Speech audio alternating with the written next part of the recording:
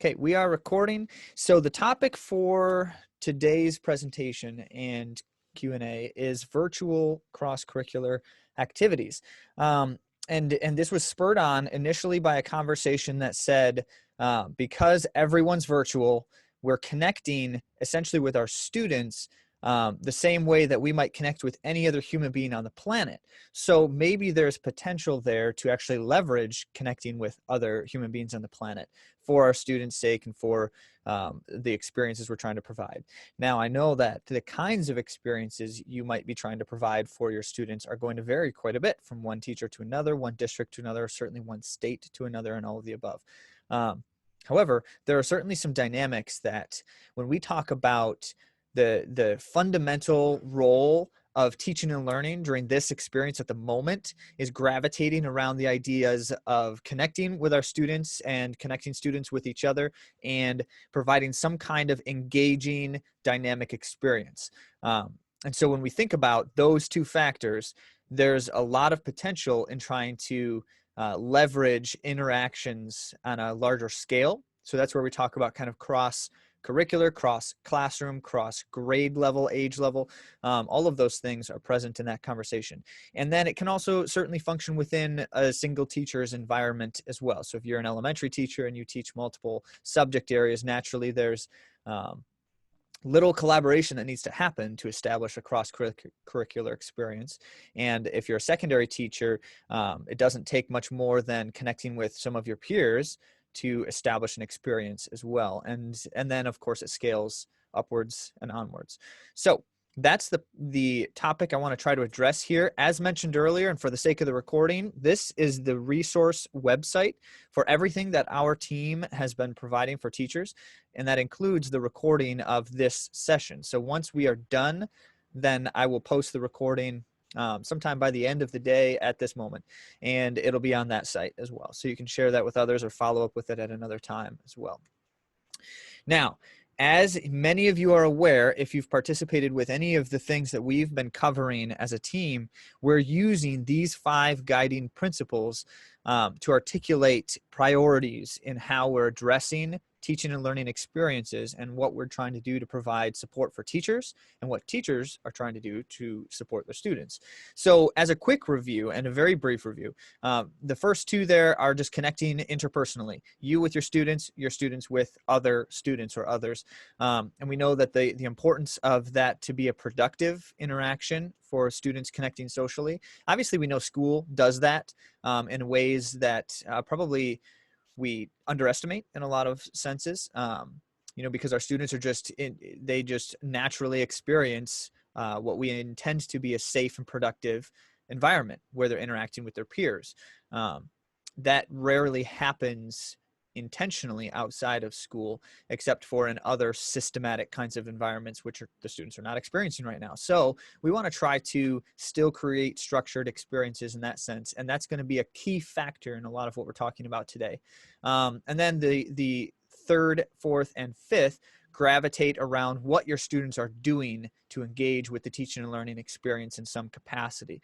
And I'll certainly mention quite a number of things related to routines and structures that can help with what we're talking about. But mostly we're focusing on number 4 today and how the experiences can engage students in a lot of different ways, thus being cross-curricular, cross-grade, cross-age types of experiences. And when we talk about how to do these kinds of things well in the current environment, we know that the filter that we apply to everything is that we are trying to do high value, high meaning experiences in low quantities. And that's what number 5 is about. Less is more. The amount of time you can anticipate or expect your students to engage with something is limited, as you well know. And there's some directives on that from the states as well as from districts and administrators. So you already have a sense of how much time you and your students are going to be able to devote to a given task. So part of our conversation here is if you can engage multiple aspects of that experience in one task, So that's the cross-curricular piece. If the math teacher and the science teacher can put their heads together and say, let's do one activity this week together, we can double the amount of time that we would have spent on the activity and deepen the engagement of the experience in some capacity. So those kinds of factors make a difference when time is as limited as it is right now. Now, this filter I tend to apply to any conversations about teaching and learning. And just in brief summary, this is Dave Stewart Jr.'s work from the book, These Six Things. And in some ways, it's kind of a culmination of his life's work in education thus far. He's a teacher, author, presenter, and all of those things. And he talks about all of our students' motivation and engagement begins with fundamental beliefs that they hold about the experience or about their teacher, about their peers, and their environment. And the fascinating thing he always says about these fundamental beliefs is that they're contextual. And his example that he gives every time he talks about this is, think about a student who, in a secondary example, they go to first hour class and they're highly engaged and motivated and interested in whatever that class may be, whatever that topic is. And it's, they're fun and productive. And then they go to second hour class and they're not really highly participating, and they're not necessarily interested in the content and those kinds of things. That doesn't happen for every student, but it does usually happen for most of our students in some sense. They're more engaged and motivated in one area and less in another. And that tells us it's contextual, which also tells us that we can influence this. Now, the context has changed even more dramatically in our current situation, which means we have to be even more intentional about how we're influencing these things. And I'm going to specifically target in our conversation today the second and third factors here that you see, those second and third beliefs. But never forget that number one in priority order is teacher credibility. And that comes from your sense of expertise in the things we're doing, as well as, and even more importantly, how much you care as an educator about your student and about the actual work. So your care and passion in the work that you're doing and for the student. That's why connecting with students is so important right now, because we know that their degree of motivation and engagement is going to begin with whether they feel from the environment, which right now is digital, whether they feel that the teacher cares, that others care and notice them, that there's passion and care for the work and those kinds of things. So number 2 and 3, however, the value of the work itself, and then the sense of belonging in the work, that means the teacher or the student, believes that the work has meaning, both in an existential, transcendent sense. It's just important to do it, as well as for me personally, that I see there's value to this. And then the third one, their belonging, is that I see other people like me caring about the work that we're doing. And that's where this kind of cross-curricular, cross-grade level, cross-age experience can maximize something for students that we can't necessarily do if they're not experiencing this, because the digital environment right now is so isolated. If we can expand that, then remove some of the isolation, we can create a better sense of belonging and a clearer sense of value. And that's essential if we want our students to engage with this work. And then, of course, you can just see their effort and efficacy. I'm not going to go into them, but effort meaning that students believe that if they try harder, they'll do better. And efficacy meaning that students believe that they can succeed if they give effort. So it's an extension of number 4 there. So I certainly encourage anyone to follow up with Dave Stewart Jr.'s work. He just recently posted an update to some of his strategies in terms of what he's doing with this digital situation, and it's worthwhile. His blog is ongoing. He posts once or twice a week, every week, and so you always get kind of the latest and greatest of what's on his mind and the research he's doing. That's davestewartjr.com. Okay, let's dive right in. Now, when we talk about the cross-curricular element, this isn't anything revolutionary. And so if you were looking for something revolutionary, my apologies right now. I'm not going to provide that for you most likely here in this conversation, because instead what we're doing is we're trying to take the good ideas we know about how to do dynamic experiences outside this digital sphere, and we're just trying to find a way to integrate them into our current constraints, the digital side, virtual side, as well as the time and priority side, because priorities are different right now than they were in early March. So here are the essentials I just want to mention.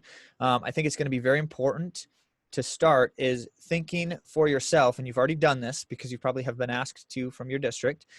Establish what are the priorities for the experiences you want to provide for students between now and the end of this school year.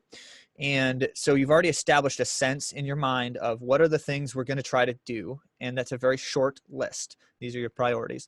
I would encourage you first and foremost to find some people, whether it's within your own colleague network, or there's some ways to do this in social media that are more and less structured as well. But find out, here are my priorities, share them with others, and compare them so that you can find some links immediately to, if I'm going to focus on as an English teacher, my main focus is going to be some kind of argumentative writing and experience. I want to try to find out, is there a topic in a different subject area that my students can engage with argumentatively so we can maximize our time now? We can combine our time. So if the social studies teacher is doing something related to systems of government, then maybe we can connect the two dots. I need to get with the social studies teacher. And if it's not my peer social studies teacher in my building, then perhaps I can find one somewhere else who is able and willing. So that's the first piece, is just trying to get a sense of what are the big topics people around me are trying to cover between now and the end of the year, and in what ways, what are the activities and experiences, can we combine them somehow? And that does not have to be the same age necessarily. So if you want to maximize time with your students, you naturally want to stay within your circles, so that you can use, if your school says every teacher gets an hour a day on their content, an hour a week, sorry, would be more likely on their content, then you would want to get with another teacher in your building, because then you have 2 hours a week. But there's also a clear value in expanding that beyond your circles, which I'll come back to. Engagement over content is the guiding principle here, because you don't have time to get into significant amounts of content. So you want to find out, how can I make that more open-ended and have some kind of like a more of an inquiry type of process I'll address in a moment. And then the outcome is kind of the key. How much time they're going to spend depends largely on how much content you want to inject and what you want students to do as a result. So if you look at, if I can combine a couple of things and I have 2 hours a week, and for the next 4 weeks, we can do 2 hours a week. So we get about 8 hours of time with these students to do this one thing. How much can we do in 8 hours of time? And so that's where, focus on the outcome first. What is it that I want students to be able to do, and how much, what's the bare minimum they need to know to do that well? And that is the question that then helps answer what we can actually accomplish. So let's get into some examples of some potential activities here. I will explain a couple of these just as kind of examples of, but as I've gone through this now a couple of times and in conversations with teachers, I'm always hearing different ways to approach these kinds of things. So this is a good example of, if you have a thought, or if you see something here and it makes you think of a different way or another idea, just post that right in the chat, would be wonderful. If you have something that you would love to share on the whole and you post it in the chat, I'd love to give you the mic and as well, and have you share those ideas too. So any of that kind of thing would be really valuable use of our time as well, if a thought comes to mind. Now, I'm essentially separating these 4 examples into 2 categories. Things that tend to be like large group or whole group types of things, and things that tend to be more isolated in like student to student, or asynchronous students are sharing something with anyone or everyone or just one other person. So that's the example that I have here. And let me just kind of break them down and explain what these might look like and why they can accomplish this goal. So what's the connection is, essentially you give the students 2 topics and you have them explore how those 2 topics interrelate. So this doesn't have to be collaborative in any way.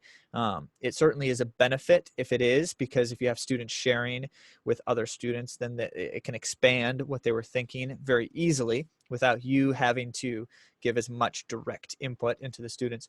But also, this is kind of that one of those inquiry ideas. If I provide the 2 topics, provide some simple resources on each topic just to get their thinking started. Remember, time is of the essence. And then essentially give them a time and space to try to identify where are their connections, how do these ideas interrelate.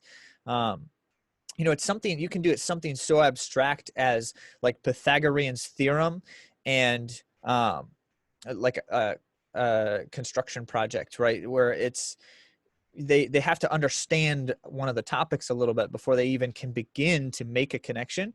But I wouldn't underestimate. And so you know the level your students were at when we started this kind of experience. But I wouldn't underestimate the potential of providing them very little bit, just enough so that it puts their thinking in the right direction, and then open it up for for their fascination and curiosity to kind of take it on. And it's okay in these kinds of situations. It's okay if students don't arrive at the right conclusion immediately. The most value in something like this is when you can try to establish something that's familiar to students personally. It doesn't have to be both of the things you're asking them to connect necessarily, but also something that they can kind of be a little bit more passionate about, potentially something that students have some experience thinking about already and can share from that experience too. So I mentioned earlier that the level of value comes from a combination of what they see as meaning personally as well. So this kind of an activity, I tend to see it shared in, here are the two topics. Usually they're from two very different disciplines, which makes it more dynamic. And then using something like, like a public space where they just post their thoughts so that other students can see it, whether it's like in your learning management system or not, depending on who you want to engage with it. I'll come back to, by the way, at the end. I have some examples of different tools and how to use them to do some of these kinds of tasks. So I will come back to that. The next one here is just the Find a Better Way challenge. Oh, Sue shared. Thank you, Sue. That's a great, appreciate that because it's more specific then. Take a look at her comment there as a social studies and writing connection. I'm pausing to give you a chance to direct your attention there for a moment. It's in the chat box, by the way. So I love this example, thank you, Sue, of there's no reason we can't get other people's expertise directly in front of our students. And so in this instance, actually finding someone who did this thing and can talk about it, share pictures potentially, or if they have like, video footage of those kinds of things, that's huge. And what I have found personally in the last couple of weeks is almost no one has said no when I say, hey, can we jump on Zoom or Google Meet and have a quick chat about, or will you talk to this teacher or this class, or will you just make a 1 minute video? I'll record in Zoom for 1 minute while you just share this experience. And everybody's saying yes right now because almost everybody is doing very little right now other than these kinds of things. And so, the people are accessible in ways they almost, in some senses, haven't been in the past. That's a great example, Sue. Thank you for sharing. Oh, sorry. So my next example here is just, I'm not trying to jump on a fad in a sense, but our students find this concept fascinating, and some of you may as well. Just the whole idea of like you turn something into a challenge, and especially if you can expand the challenge. So I'm going to talk about why this is valuable across grades and across geography. But the idea of like I'm part of some kind of challenge and I can show, or I can prove my worth by being successful in this challenge. For some reason, this has just been really, really popular in the last few years, to our detriment as a society, because some of these challenges are terrible, as you might know and guess. But many of them are just innocent and fun. And so, we find entire groups of people, newscasts, sports teams are participating in these things. And there's a reason for that. So maybe we can latch onto one of these concepts as well in our teaching. So Find a Better Way is an example of a challenge activity where what I've noticed in this instance, teachers have students present, like at first, the first step is everyone comes up with, here's a thing that we do at home or in our day-to-day lives, and this is the way we do it. So maybe it's like laundry, something simple, day-to-day tasks, and you provide that as an idea of here's the thing and here's how we do it. And then the challenge is find a better way. And so the students share the ideas initially, and then they go and find someone else's that they shared, and they try to come up with what's a better way to do that thing. And this kind of an experience can be scaled to any degree. It doesn't have to be age, doesn't have to be grade, content related. Although, as you might guess, if you make it content related, you can make it cross-curricular very easily. You can do hypotheticals within a certain content discipline. You can also leverage something like, here we're going to do this thing, and then at the end you're going to write about it, or something like that, to maximize a content specific goal as well. But depending on what you use to share this, you can have it so I can share it with anyone on social media and anyone can contribute, which obviously can be a risk. So you may share it directly with other teachers and ask them to have their students contribute, those kinds of things. Make a movement while you're at it. It seems like making a movement is easier today than it's ever been. So that kind of an idea as just an example of creating a challenge type experience. This next one is more direct from one student to another, although it doesn't have to be, but as an example of if you want students to engage with certain other students, a more targeted experience. The finish what I started activity is nothing new, but if one student does the first part of a thing, whether it's steps in a process, whether it's writing like a narrative or even any type of writing, one student does a certain part of it and then hands it off to another student. You can do that just 2 times, one to the second, and they finish it, or you can do it several times and iteratively. Everyone does one step.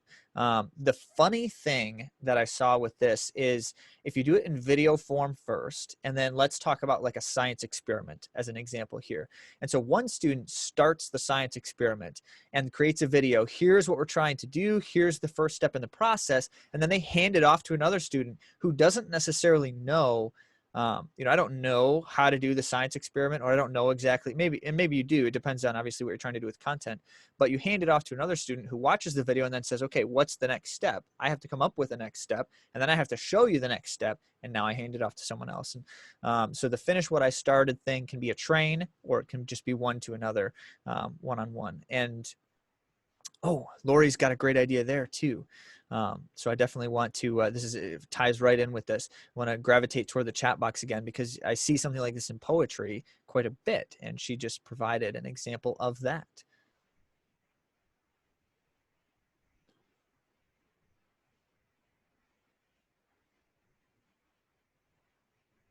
Excellent.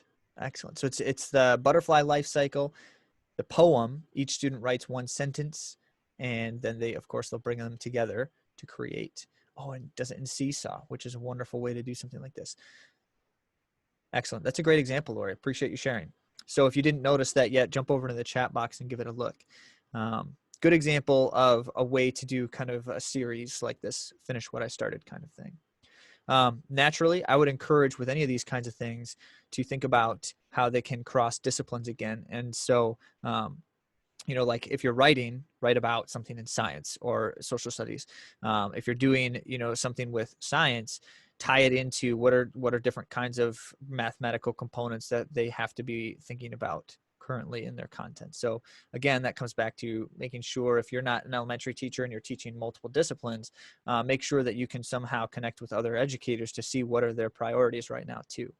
So this last one here for these 4 is the tell my story piece, which tends to fall mostly under social studies and ELA as I've seen it, but I would love to hear if any of you have an idea as I'm talking through this about how it fits better with other subject areas too. The principle of the idea here is your students will essentially interview another person, and the person who does the interviewing will compile the story of the thing or the person or something like that. It's most fun when it's hypothetical or like role playing. So I might pretend to be Benjamin Franklin and someone's interviewing me and they have to tell my story. So I do the work to learn about Benjamin Franklin, and then they have to learn about me by asking me questions. So we're getting on like a virtual chat to do this.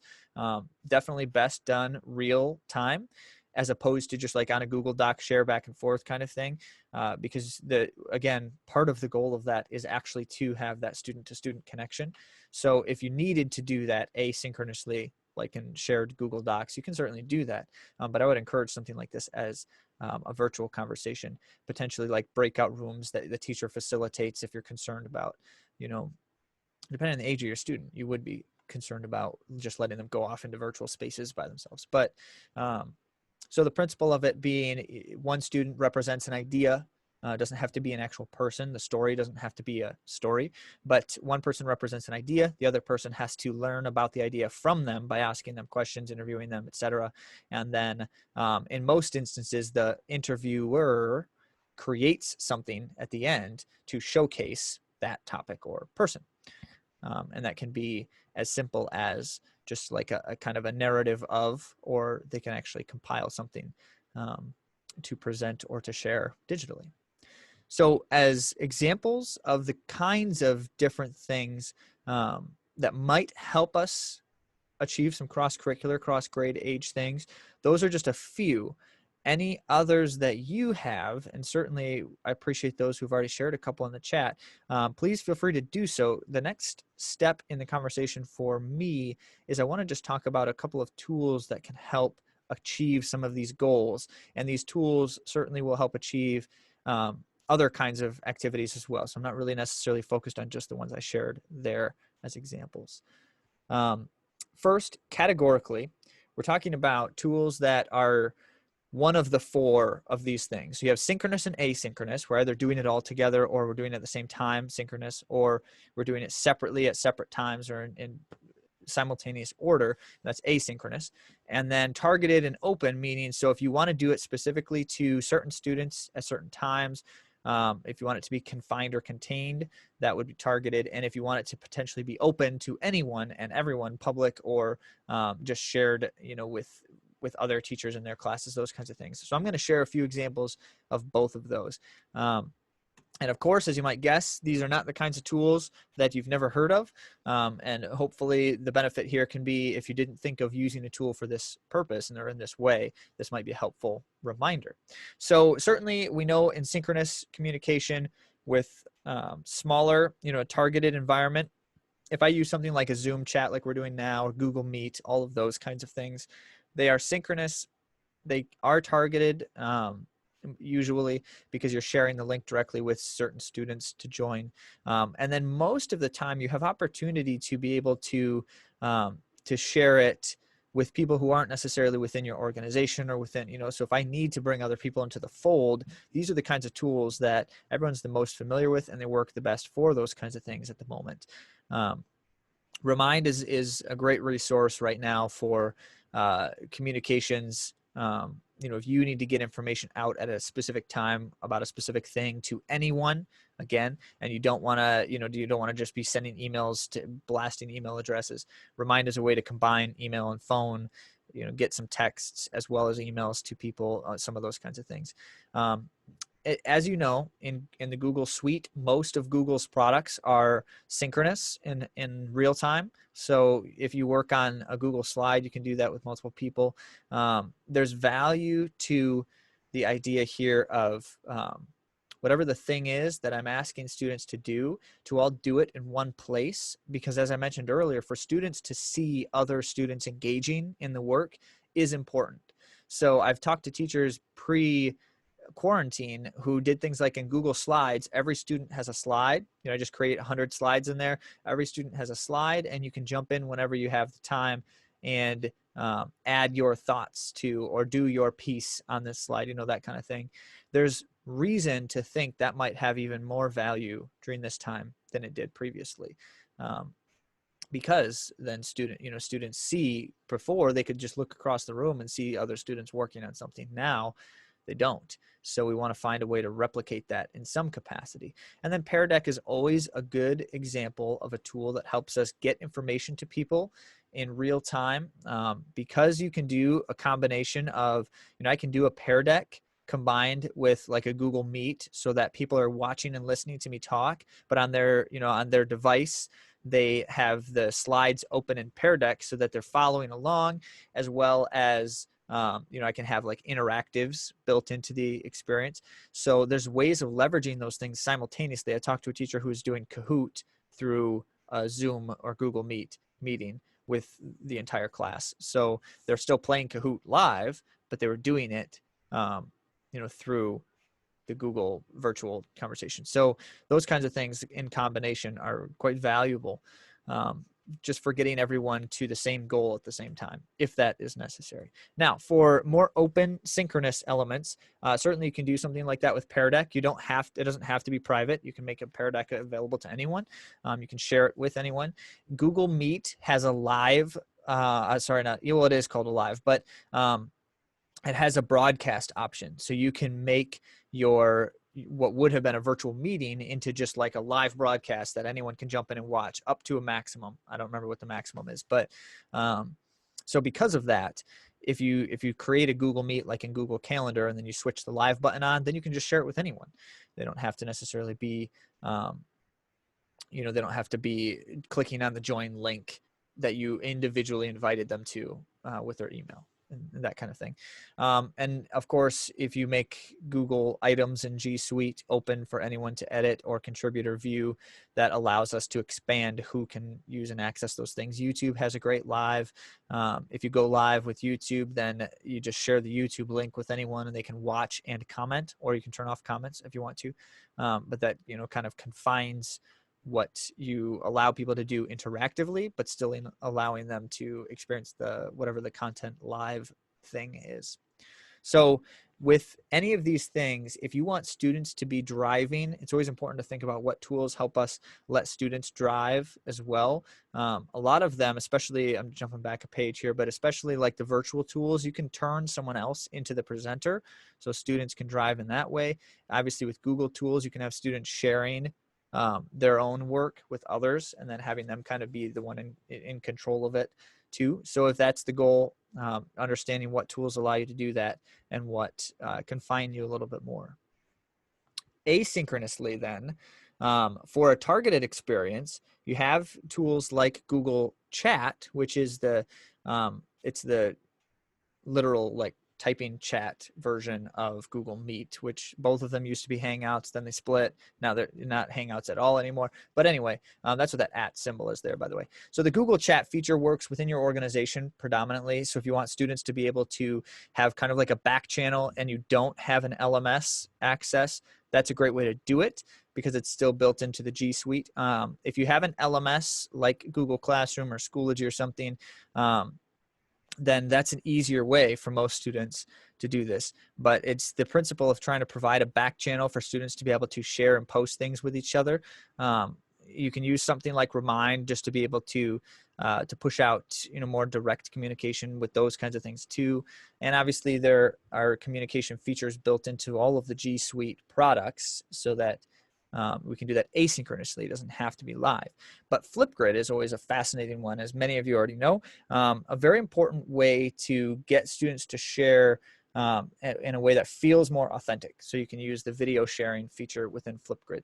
And you can do that privately and control the environment, or you can do it openly. And so that's where this last one here, what tools allow you to harvest contribution from anyone at any time. That's what this last category. And this, I might wager, this is kind of the most potent use of tools for us right now because it is the most expansive. We can gather things from as many people as we want from anywhere at any time. And so using something like Flipgrid allows you to invite others. You can make it public with like a password, or they have to log in, but it's still accessible to anyone. But they also have like a guest feature now in Flipgrid, so you can allow anyone to jump in and contribute. Obviously, you control that, which is helpful. But this is an example of if I want students to be able to share something with anyone or from any other classes, any other students, any other ages, Flipgrid's a great tool for that because it reduces the number of barriers more than just about any other tool because it's easy to post because you can use any kind of tool or any kind of device to post on it. And because it's video based, you don't have to be able to read and write well. You don't have to be able to read and write in the same language as someone else. So all of those things make it compelling. Now, that's kind of one artifact that you can share. Essentially, you can share videos, and that's about it. Something like Padlet is compelling because you can share any kind of media type. Padlet is quite limited if you only have the free version. I think you get 3 Padlet boards that you can create. I'm trying to remember the exact number. They seem to have changed it a number of times, but 2, 3, 4, 5, something like that. If you've used it in the past, you have a little bit more, but when it was still free. But anyway, the paid version's great if you want to look into that. But even if you don't, the free version, if you use just one board at a time, is very compelling because it's an easy way. You share that Padlet link with anyone. You can control if you want to whether people can just view it or actually contribute to it. But essentially, it's just like posting on this board any kind of content that you want people to be able to post. They can do videos, they can draw right on it and have a drawing appear. They can post an image and draw on top of the image. They have screencasting tools built right into Padlet. So it's a very powerful tool because you can do so many different kinds of things with it, and because you can do those things with so many different kinds of people at different times and in different ways. So that's compelling when we're talking about trying to gather ideas. So in this example, if I have students post something and then I want someone else to take that idea a step further, then they go to the one that's posted there and they can comment on it. They can add things to it beneath it, so we can carry the idea further in that sense. You can thread them together. They don't have to be account holders to do it either. So no one has to log into anything unless you want them to.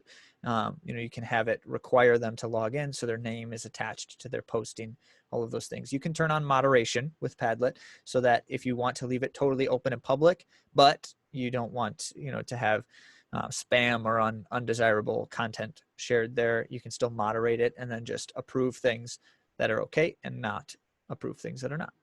Google Sites is another way to accomplish that kind of an idea, but in a more structured and professional looking way. So if you want to, you can have anyone contribute to a Google site at the same time. It is real-time collaborative, just like any other of the staple Google Suite tools, but it's a website instead of just a document or a slideshow or something. And so you can do a lot more compelling kinds of things with it. You can create and add content in a lot of different ways. The site that we used for our tools that I just shared with you earlier and resources, the Bitly is a Google site, and we create it together as a team. And anyone jumps in there at any time to add content and update content. So it's really compelling. And then, of course, you can use all of the Google tools for any kind of open-ended asynchronous experience. I think that when you contemplate what is the most important way to use the tools right now, and it has a lot to do with how dynamic they can be without trying to learn too many new things. So we stick to the types of tools that are the most familiar to us, so long as they can accomplish the goal, and just try to make sure that we extend how we're using them to achieve whatever purpose we have for something. So that's, in short, is if my students are very familiar with Google tools, I try to continue using Google tools. If they've used Flipgrid before, even if they haven't, that one's easy enough to pick up as, it could be a simple new addition, but I'm not going to try to add 7 new things at once. I try to stick to the ones that we're familiar with to some degree.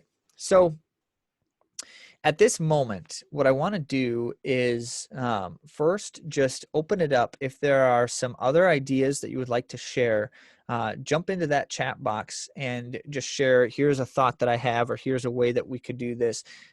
Anything that's on your mind, do that. And as you're contemplating those things and potentially sharing them, I do want to just show you briefly that resource site to show you how I can connect a couple of dots for what we're talking about here and the resources that we were sharing there, because there are a certain few places you might go to find more ideas for what we're discussing.